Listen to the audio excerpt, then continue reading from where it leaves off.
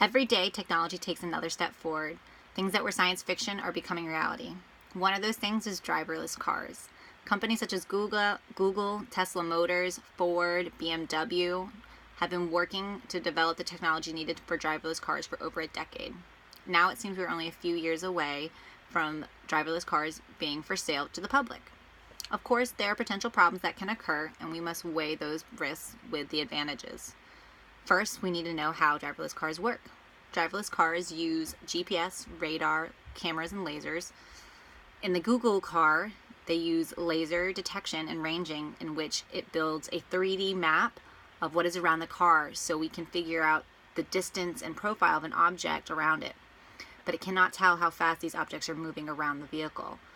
With two sensors in the front and back, they use radar to tell how fast things are going, so the processor can tell the car when to apply the brakes and move out of the way. The cameras in the car work with the other systems to create an even safer vehicle. By having all these systems in place, if one were to fail, the others would still be able to work and not cause an accident. Next, we have the advantages of the driverless cars. Every year, 1.2 million people die in car accidents worldwide. According to the National Highway Traffic Administration, 94% of fatal car crashes are caused by human error. With the use of driverless cars, collisions caused by human error, like tailgating, rubbernecking, distracted, or aggressive driving, would be greatly reduced or even eliminated. In 2010 article, the Vice President of R&D at General Motors expected to see semi-driverless cars on the road in 2015. He was correct. Every day I see commercials for a car that can park itself or apply the brakes if it senses danger in its path. Another advantage would be that there would not be any restriction on who could use a driverless car, such as overage, underage, blind, intoxicated. There would no longer be an age requirement which would keep our senior citizens independent longer. We would no longer have to worry about drunk drivers on the road. Everyone would be able to get home safe from their night on the town. If we all had the time that we spent driving being able to do something else, it would make our lives so much better. I personally spend 10 hours driving to and from work every week. If I could use that time to do homework or study, my grades would drastically increase. Once all cars became driverless, we would be able to increase the speed limits. Therefore, we would get to where we were going faster, giving us more time to spend at home. Of course, there are the risks with driverless cars. This past winter, Ford put one of their cars to the test in one of those risks: snow. They took their Ford Fusion to Ann Arbor, Michigan during their snowy winter.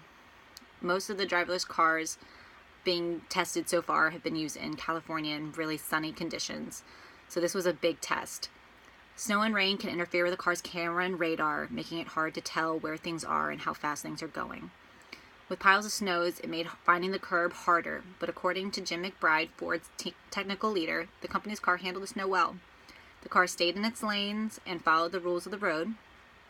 Another risk is liability placed on the manufacturer of the vehicle if there was an accident. As I said before, 94% of fatal car crashes are because of human error. So if you do not have a human at the wheel and there is an accident, who is to blame? People would not want to pay for the damages since they were not the ones driving. So manufacturers would need to get insurance for their vehicles, which would be a great cost. Now we have another issue. If your vehicle sees more than one object in its path and cannot avoid both of them, what does it choose?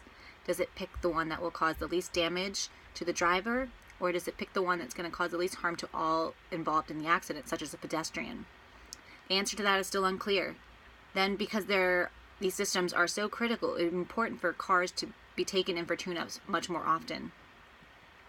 In conclusion, I feel the advantages of driverless cars outweigh the risks involved. Just based on the number of fatal car crashes alone makes me want to have everyone using driverless cars. While there might be accidents and death, there would be much fewer. Also, for the ability of our young, old, and disabled to be able to get around longer where they needed to get going would give them a better quality of life. It might be a scary idea and something out of a sci-fi film, but driverless cars are the next step for us in the world of transportation, and more than likely just the beginning. Next we'll have driverless planes and who knows what else.